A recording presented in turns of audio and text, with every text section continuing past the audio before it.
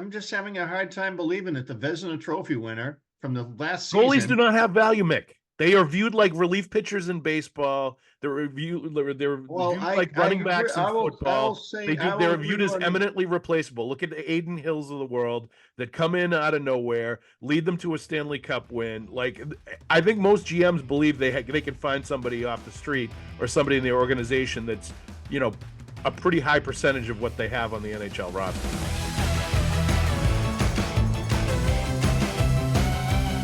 Welcome to another edition of the Pucks with Haggs podcast. I believe this is the 73rd episode of the Pucks with Haggs podcast, powered by Prize Picks, the exclusive daily fantasy partner of the CLNS Media Network. I'm your host, Joe Haggerty. You can find my work at joehaggerty.substack.com.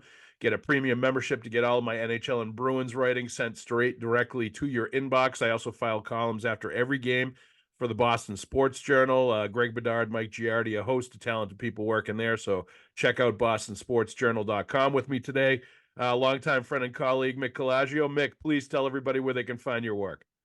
They can find me at Boston Hockey Now on Sundays at bostonhockeynow.com with my weekly column. And I'm so proud to be part of the Charlie McAvoy autographed 73rd edition of the. That's right. It's a very special commemorative episode of the podcast. Yeah, so I'm there. I'm in seasonal hockey news issues, and I have a blog called Rink Wrap that you can find on link to X Twitter on game nights. Very good. Let's also thank our sponsor, Prize Picks, the largest daily fantasy sports platform in North America, and the easiest and most exciting way to play daily fantasy sports. Instead of battling thousands of other players that could be pros or sharks, you simply pick more or less than on 2 to 6 player stat projections and watch the winnings roll right in. For example, David Pastrnak, you can pick shots on net. Charlie McAvoy, you can pick block shots. I wonder if you could probably do turnovers for David Pastrnak or giveaways. I'm sure you could do that too, since it's an official stat. Do more or less. It's fun and pretty simple. Download the Prize Picks app today and use the code CLNS for a first-time deposit match of up to $100. That's download the Prize Picks app today using the code CLNS. I did it last week. It's super easy to do. Just to get you started, and you get a first deposit match of up to $100. Pick more, pick less. It's that easy. All right, Mick. Bruins win 2-1 in overtime in Montreal. Jim Montgomery said after the game, it wasn't a Picasso. I think everybody agreed that it wasn't a beautiful, well executed hockey game. But it was a win. It was a win in several different respects that was encouraging for the Bruins. And they just find a way to pull out a game where lately they haven't always pulled those games out. And they did win against a team that was kind of a non-playoff team, the sort of teams that lately it seems like they've been mailing in the efforts a little bit. So some encouraging developments on a few different fronts with that win last night. Yeah, I got to remind myself a couple of times that this Bruins team has had some illness running through them. And so, because there's just it was one of those games. It was nice to see the third period push and for them to figure out a way to up the compete level while the Canadians were trying to push to win for their fans, and for them to figure it out and get out of there was really good to see, because that was not a good game.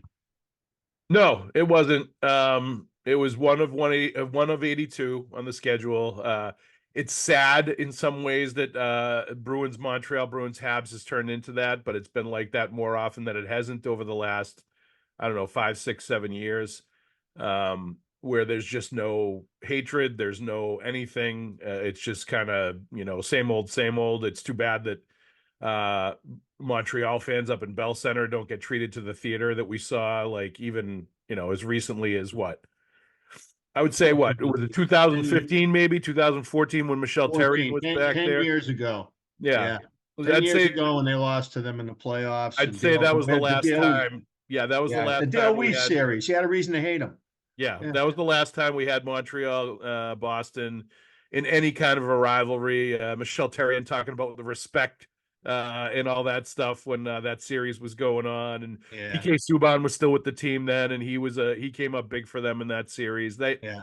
That was the last vestiges, I think, of feeling like it was a really passionate rivalry, or they still hated each other in some form or fashion. So that's a decade now where It it's is been hard to like believe that that's how long it's been since I've been to Montreal. And that's yeah, why I was there, was for that game six. I remember that move that a very raw Kevin Miller put on PK Subban at the blue line at the center point, just faked him out of his jock strap. And I'm thinking, okay, well, the talent's there, but the reason the Bruins are going to lose this series is because you go from having Seidenberg and Ferentz in your top four to suddenly having, you know, the integration of Hamilton in his second season. yep, You now have, you don't adequately replace Seidenberg. So Claude ultimately chooses Matt Bartkowski over Andre Mazeros.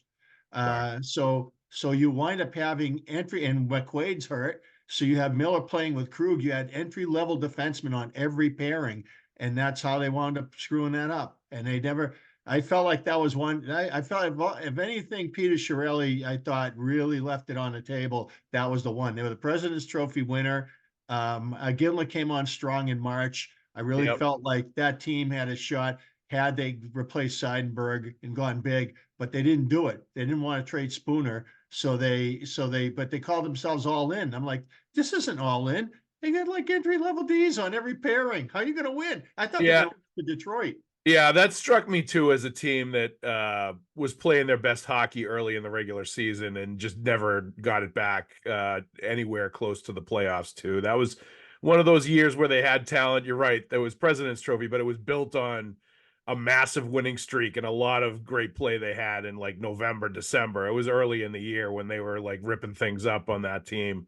Um, and then towards the end of the year, again was playing well, but they definitely weren't playing like on all cylinders playoff hockey. And yeah, I remember just Zdeno Char's reaction to the Bruins getting Mazzaros was a very underwhelming reaction to them bringing him up at the Yes, trade deadline, yes. which kind of told you everything you needed to know about. We teed him up and he didn't. And he walked off the tee. Yeah, It was amazing. I was like, wow, this really something here that I'm not sure what it is, but I guess it was that the legacy there with those two guys having played in Ottawa when Mazzaros came into the NHL, that that kid didn't exhibit to Z what it takes to be a great pro, and right. so this far down the road, you know, he treated it very much like it was in fact smoke and mirrors, and that's what it was. Yeah, and ultimately, Dougie Hamilton was another one that I don't think rose to the level of what Z thought was he should have been as a defenseman or living up to his talent Oh or playing the no, way Z yeah. wanted him to either. He was another Yeah. one that when you could sense both with Claude and with Z frustration with some of the things, the way Dougie played and the way he did things, especially younger. And I think he got better as he got older, a little more well-rounded, but I still think he never truly became the defenseman that his talent said he could have been, given the size, the strength, all the abilities that he had. He wanted to be more of a power play, sort of offense, puck mover kind of guy. You reminded me of a kid in my neighborhood who always thought that, well, I come from better stock than you. You know, Well, yeah, that he had and that too, for and sure. it's like, so nobody liked him, and and it was one of those things where you don't handle it as well or respond to it as well because you're an immature brat. But you later in life you realize, well, that's one reason we were never friends. It never started well. You know? Right? Absolutely. Yeah, and I mean that there's an element of with Dougie with the kids that play for Team Canada in the World Juniors. When you come into contact with them shortly after that experience, they think they're celebrities. They think they've already made it. There's an air and an arrogance to those kids. I feel like a lot of them that can be like a little off-putting sometimes, to be honest with you. And I think it's partially because they are, they think they become national celebrities when TSN's following them around and treating them like they're a huge deal when they're playing in the World Juniors. And what the status and the cachet that goes along with being on that tournament team, they all of a sudden hit the pro ranks and hit the NHL and think they've already accomplished a ton, and don't realize, I think, until they get into it for a few months or a season or two, that they haven't really done much of anything, and they have to earn their respect with a whole different level of professional hockey players and men now, instead of being a big deal because they played in a December Christmas tournament for Team Canada when they were like 19 years old. And that can happen to kids at that age. I mean, I remember when USA Hockey Magazine sent me down to Martha's Vineyard around 2006 to do a story on hockey on the islands. And the police chief was the coach of the boys varsity team there. And they had this NHL level locker room. It was just awesome. Yeah. And I'm walking through it and I'm awestruck. And he says to me, he goes, "This is a problem. I hate this." Yeah. He says, "These kids come in here and they feel like as soon as they're in this and using this locker and putting on that helmet, they think that they're rock stars and Right. that they've made it and they haven't done anything yet. And I'm behind the eight ball here, So it's a real ego tripper at a vulnerable age."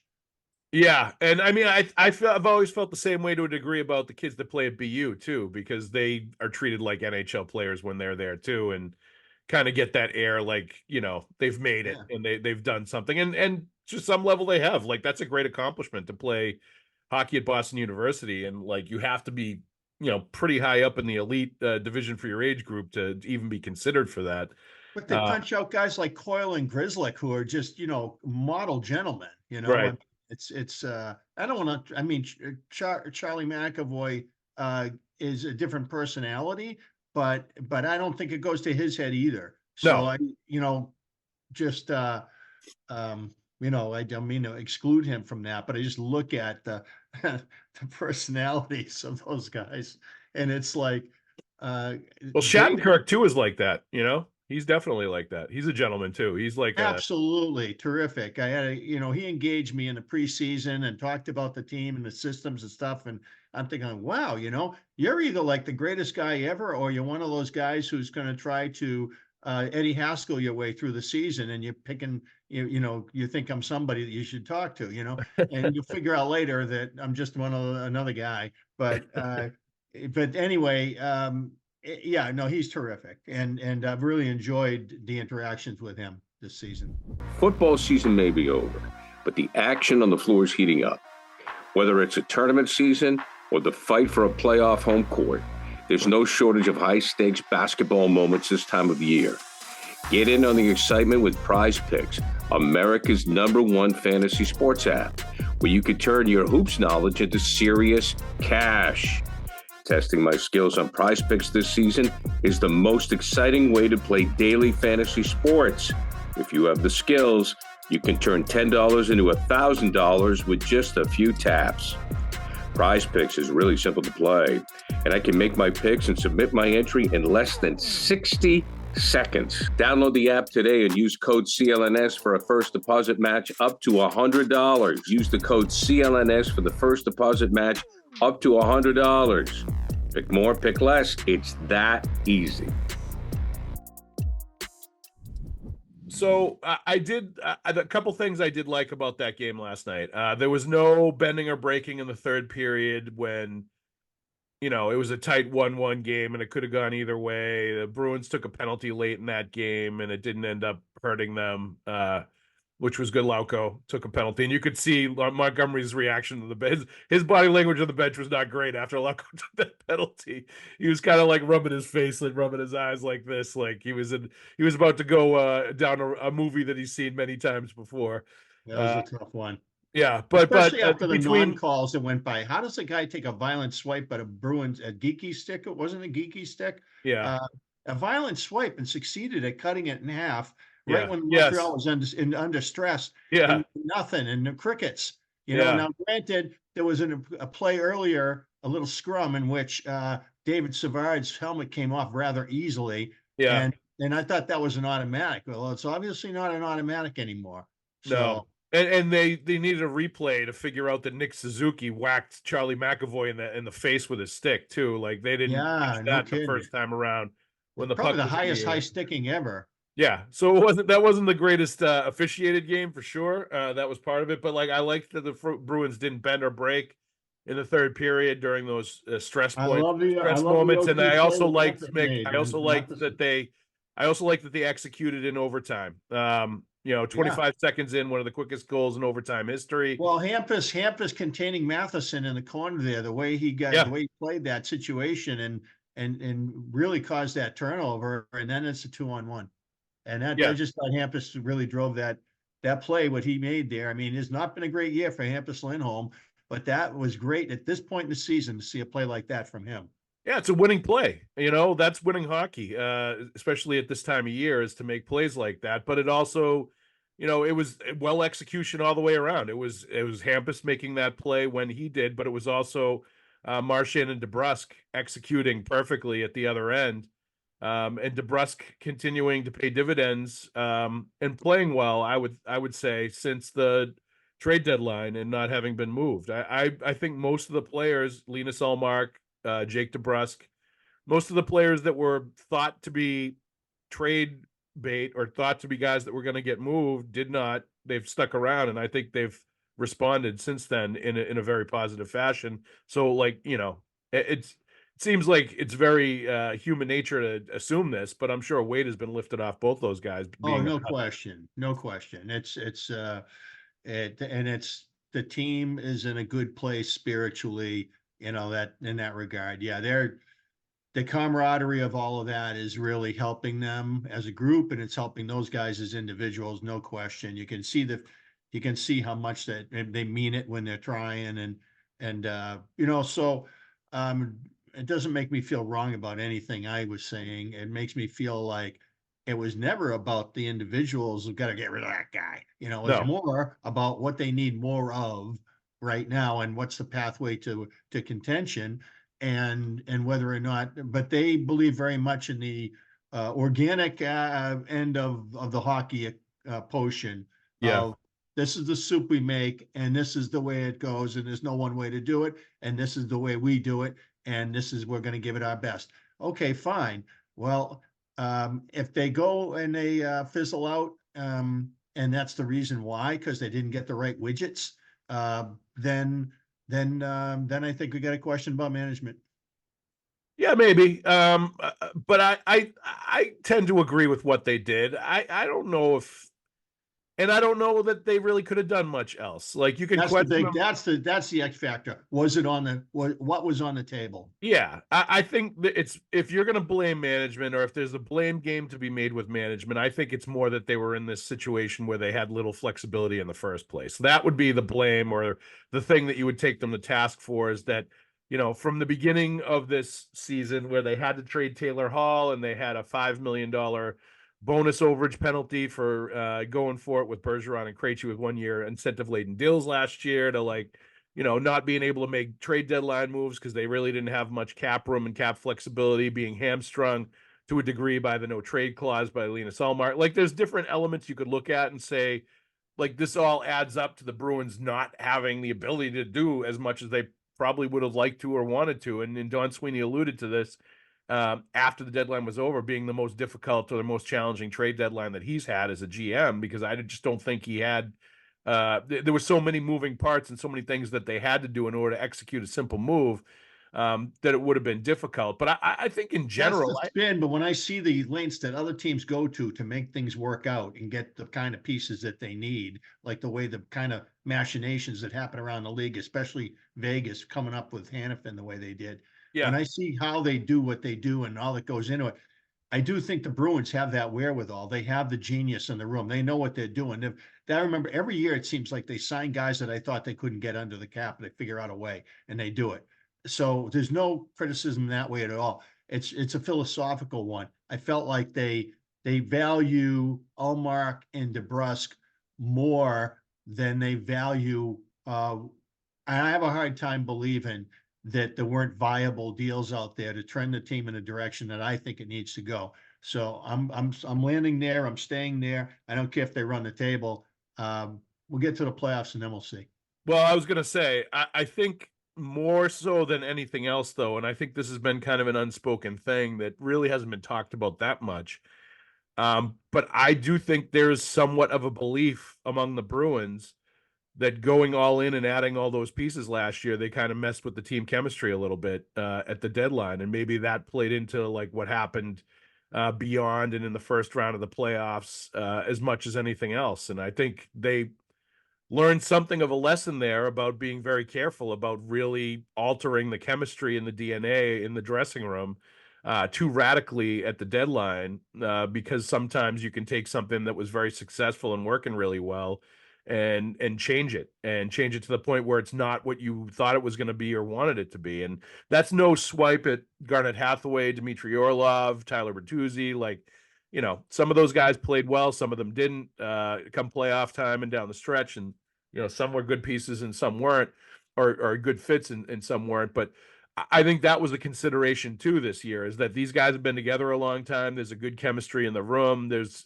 you know, they like what they have for the most part. And I think they felt like removing big sort of pieces, big personalities from that dressing room, big parts of what they've built over the last few years was something they didn't want to do, to your point, while having to do all these different things with salary retention and all kinds of other stuff to make deals. And, you know, I agree with you to a degree about that, Mick, that they would have been able to do things, but we're talking about a team that didn't have a first round pick this year, doesn't have first and second round picks for a while, doesn't have really the trade assets, doesn't want to trade their prospects, doesn't have cap space.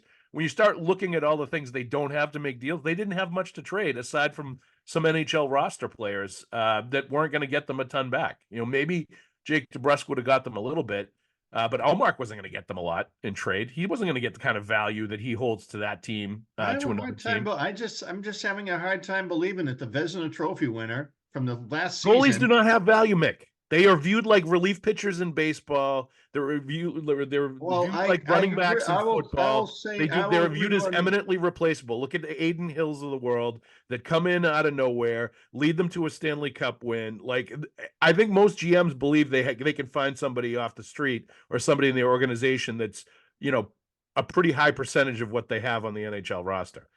Get Travis to put on the pads. No, Yeah, I mean, exactly. no, seriously, I agree. I've always said this. Hockey has a ton of great coaches and a ton of great goaltenders. Yeah. It's like the drummer for a rock band. The key is getting the right one for your band. That's that's how it works. Yep. And works best. Ken Dryden, I think, is an overrated goalie. Ken Dryden won the Stanley Cup 6 times in 8 seasons and 8 cracks at it. That's incredible. The thing is that he was the perfect goalie for that hockey team. Yep. That's what he was. And, you know, it's just that, but he isn't in my conversation of the best goalies I've ever seen. Right. But he was the perfect goalie for that team. Yeah. So, I mean, Grant Fuhr won a bunch of cups too, but would you call him the greatest goalie you've ever seen either? I wouldn't.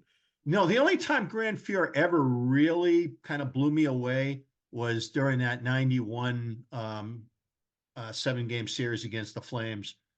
He was just, I was like, wow, I didn't realize how good he is. He just was like so quick.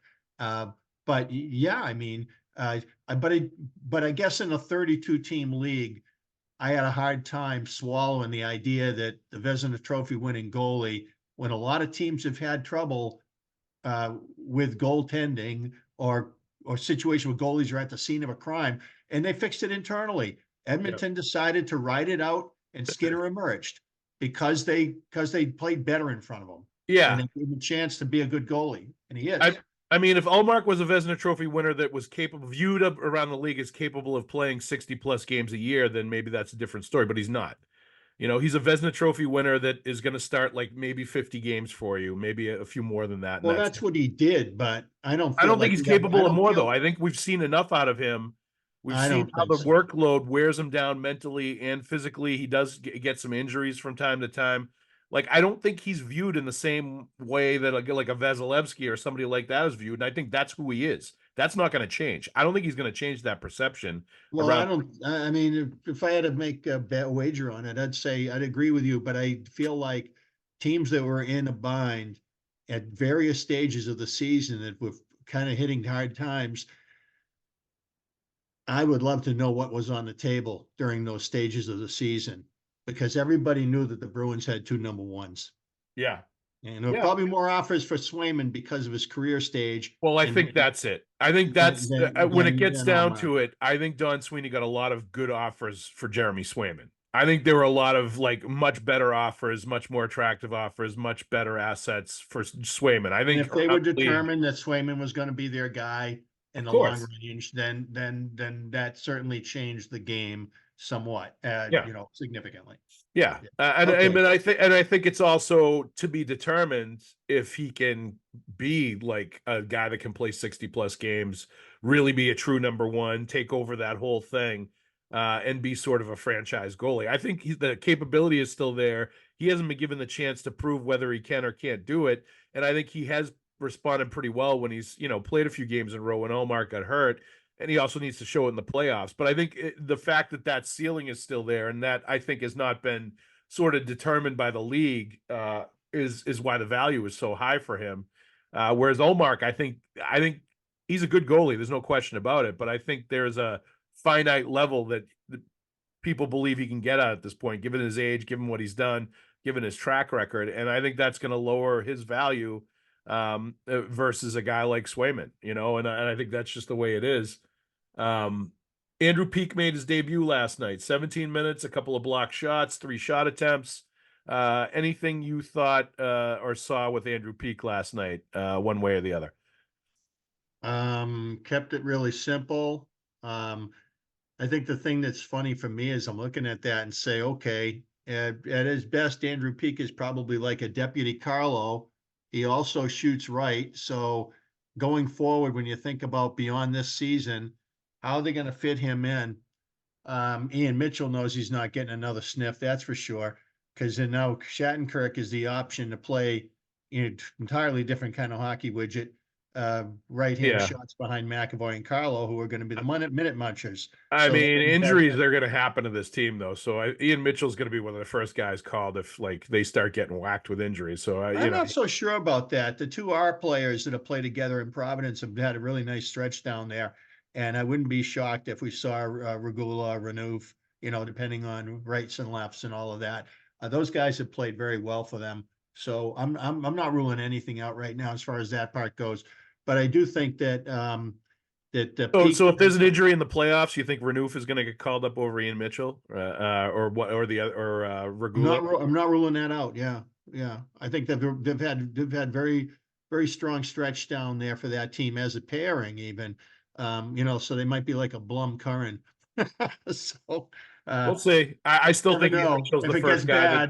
I still think Ian Mitchell's the first guy that's going to get called up if they get injuries in the playoffs. Well, that's how they set it up, but I'm not so sure if they're there anymore. I'm not really sure. No, that'll be interesting. We do have Factor Meals to help us out. America's #1 ready-to-eat meal kit when it does get busy, when it does get crazy, when we do need a quick meal.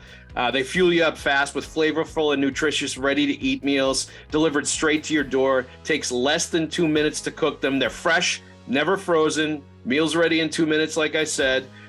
They have calorie-conscious options, going upscale with some of the things they're offering now, like surf and surf meal options, roasted garlic filet mignon, and shrimp and Cajun spiced shrimp and salmon, which is like right in my wheelhouse. This is the kind of stuff I'm all about. So it's got everything for everybody. There's 34 plus chef prepared, dietitian approved weekly options for meals. You can get snacks, you can get breakfast items. Like it's a great deal. So if you want to get Factor Meals, go to factormeals.com/Haggs50 and use the code Haggs50 to get 50% off of your first box. It's a great deal. I've tried it. It's fantastic. I recommend it to you. We love these ready to make meal kits, especially when we're on the go with our kids. So one more time, that's factormeals.com/Haggs50 to get 50% off your first box. You won't be sorry if you go to Factor Meals. It gets the Haggs thumbs up seal of approval. Johnny Beecher, 8 of 11 in the face-off circle. They had him taking some draws down the stretch. Loved his compete. In points. He's the left-handed face-off guy that you were pining for like last week or the week before when we were talking about it. It does make you wonder, why it took so long to bring him back. And I know to a degree why they did, because they wanted him to marinate a little bit more down the HL, get more playing time, build up his confidence, become more of an impact player when he's on the ice, build up his cardio so he can play more minutes, like all that stuff.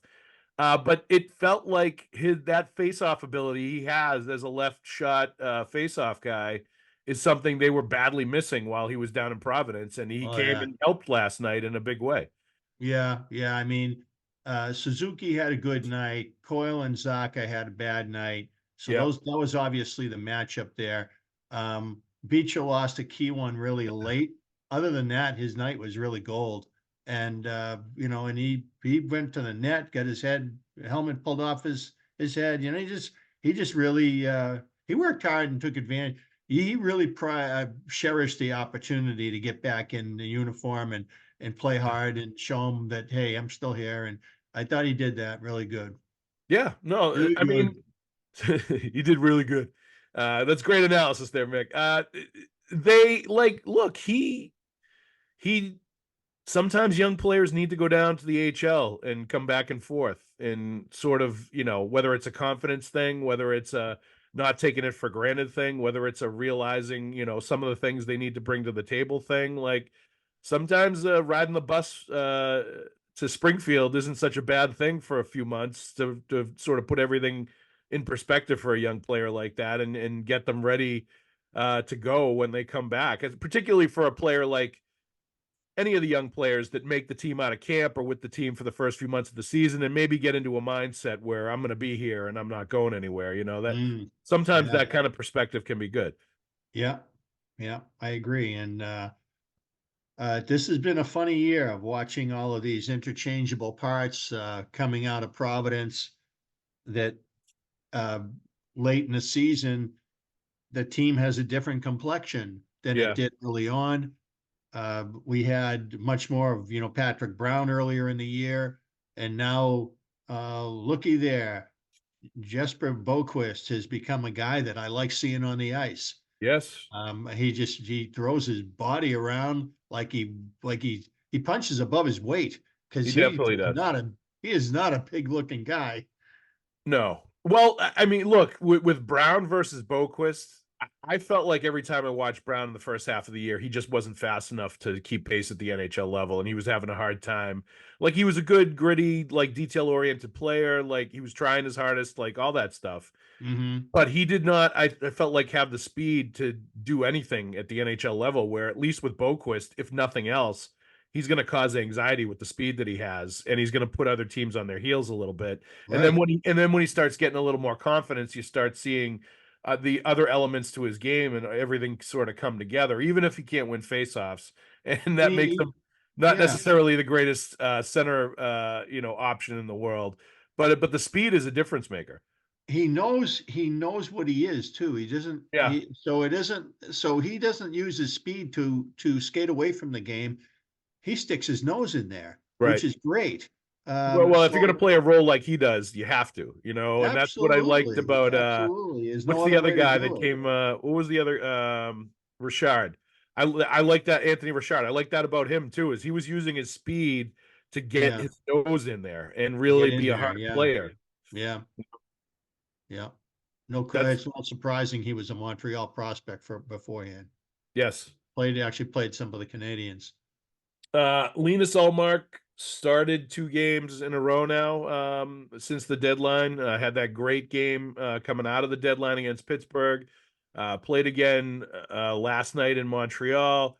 Anything to read into Ullmark playing 2 games in a row, and Jim Montgomery, frankly, I think before the game sort of alluding to they might be going away from, every other game at this point with, 15, 14 games left in the season.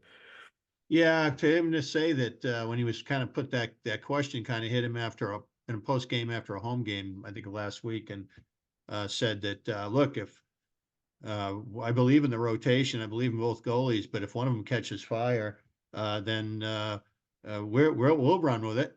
Yep. So maybe they're giving, or who knows, maybe Swayman is not feeling great. Like some of these stuff going in the room right now. Maybe he's been, on the, there's something you don't have to go tell the media so-and-so isn't playing because of this or that, Right. but he might not feel great. And so it might be, who the heck knows what's happening on that regard, since we do know that that has been happening. So, so I don't want to read too much into it other than to say that it's nice. I like Linus. I feel like with the season he put up last year, he deserves this opportunity to keep on making statements, and it's nice to see it happen for him, because he's taking advantage of. He's playing well. This is about the best I feel like I've seen Linus all year, which is great news. Yeah, and like we talked about before, I think it has something to do with, like, I think it was on his mind, the trade deadline stuff, and I think it was a distraction. It was causing him some discomfort. Like, certainly, I think he's a big family guy, and he was probably worried about like what was going to happen, if he had to go somewhere far away and his family was staying here and he was going to be away from them for a while. Like, it was the total human element of being an NHL player and being involved in sort of the business aspect where, sometimes things that happen can affect your on ice performance. And I think that's definitely something that was on his mind and was impacting him for sure in the way he performed. No question. These are real people. They're not silver spoon kids who necessarily had everything handed to them on their way up the ranks of hockey. And if anybody out there listening to this that hasn't read Emily Benjamin's story last year about Linus's family situation back in Europe, that I think it was, I don't know if she did that for NHL.com, probably. Yeah. And that's where she does everything. That was a great read. Yeah, definitely. Tweet of the week from Bobby Sue 808. Bruins need a tough, good hitting defenseman. This is Andrew Peake's chance to take that opportunity.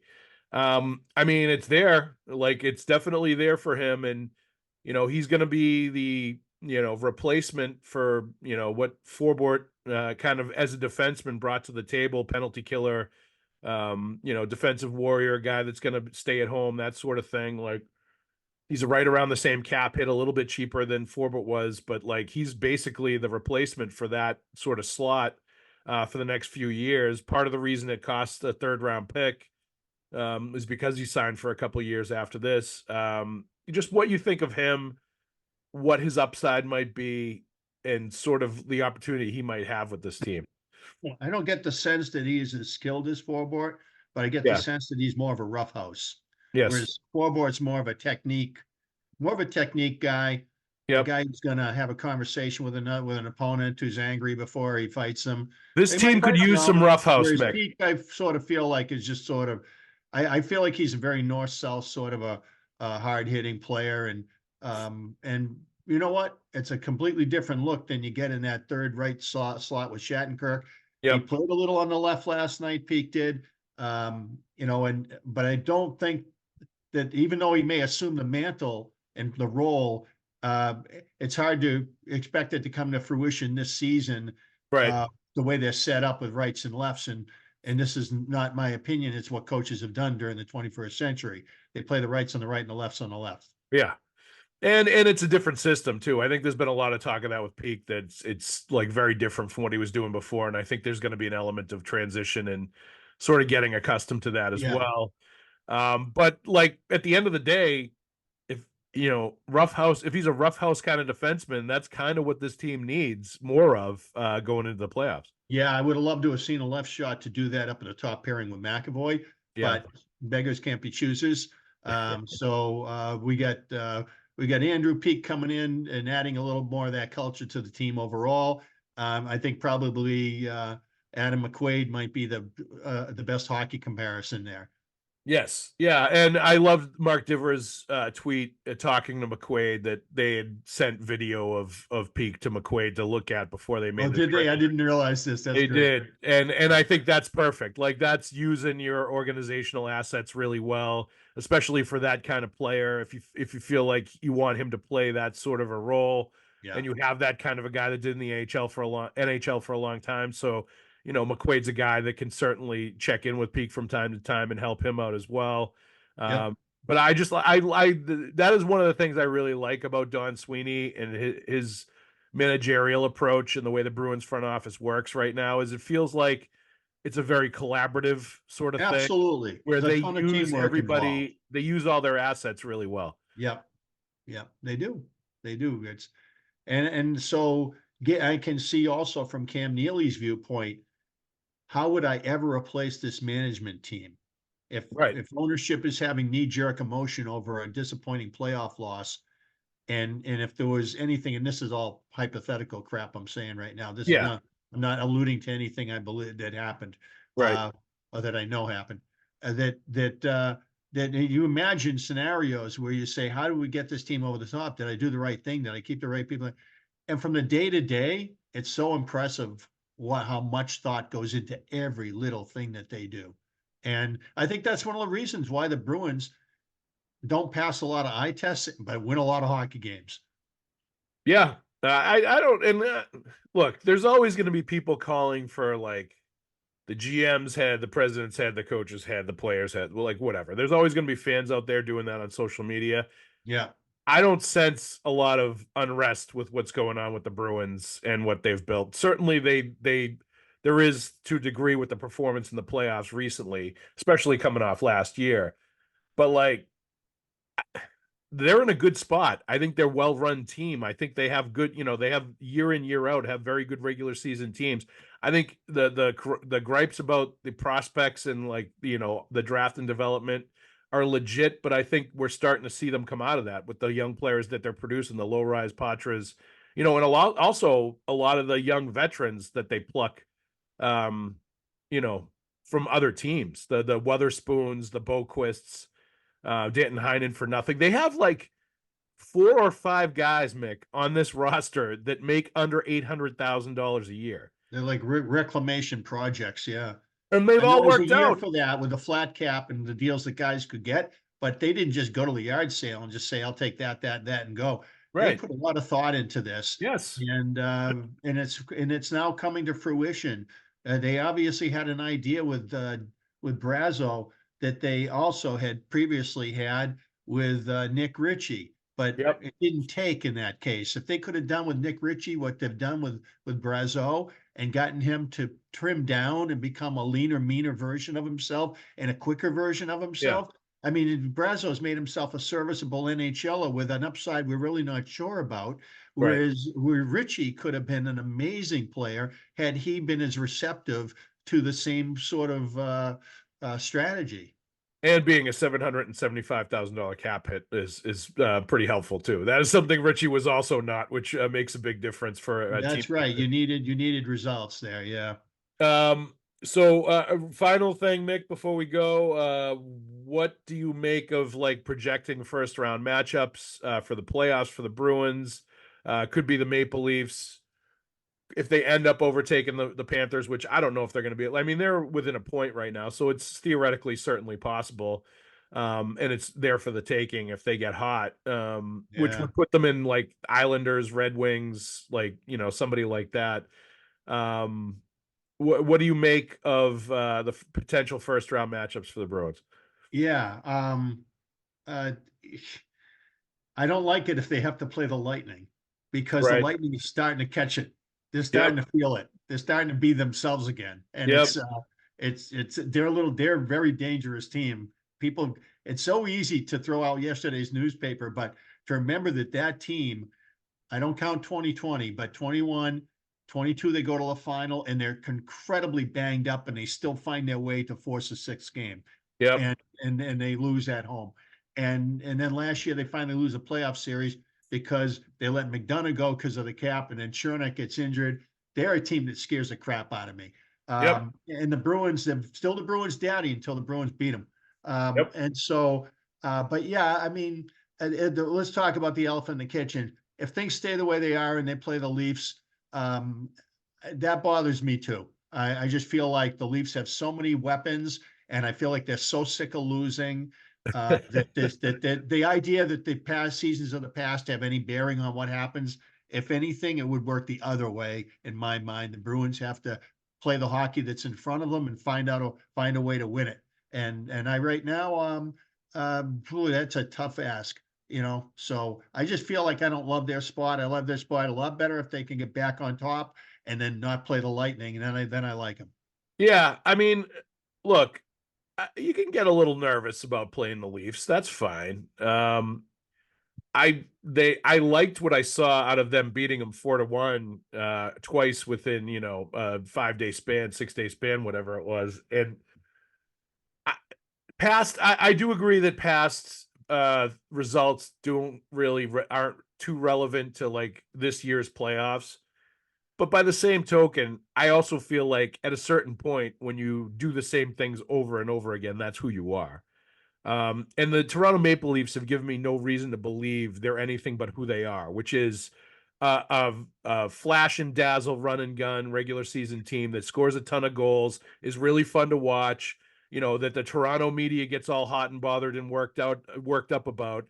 And then when you get to the playoffs, all those like 10, $11 million, huge contract babies don't show up for the playoffs and don't perform up to the money that they're being paid.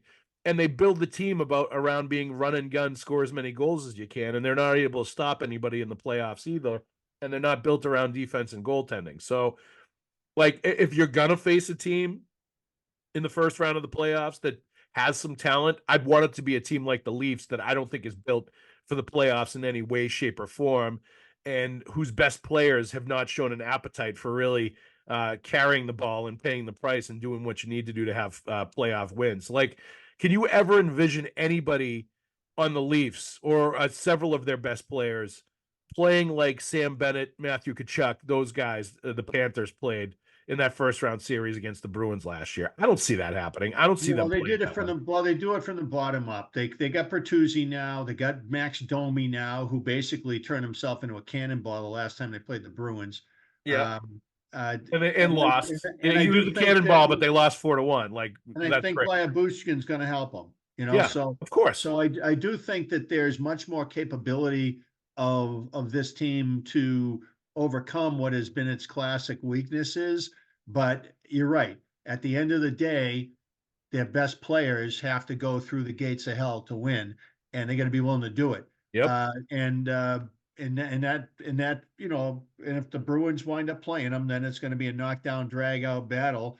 Probably going to take some breaks and some great goaltending to decide. Well, either way, it'll be fun because before I go, David Pastrnak made a play last night that I could not believe how good it was. He's going backward against the grain, and there's 3 Montreal players looking to take the puck from him and surround him. And he's got Marchand going up the left boards, and he did this funny little pivot where he almost blindly threw the pucks between them like 2 miles an hour because they were all going the wrong way at the precise moment that he decided to let it go to Marchand, and it winds up going through them all, right? Worms its way right to Marchand's stick. It was one of the most incredible passes I've ever seen. And I just want to let you know, fans, please watch that play. Yes. It's when the Bruins were going left to right. So I'm trying to remember what period that was. But if you can see that again and just appreciate the skill that you get to enjoy every year watching this guy play hockey. Yes, please send that to all the fans that cry about his turnovers and how he should never have the puck. but it's the risk reward. That was like, he's a high risk player. He's going to have turnovers. You know what I mean?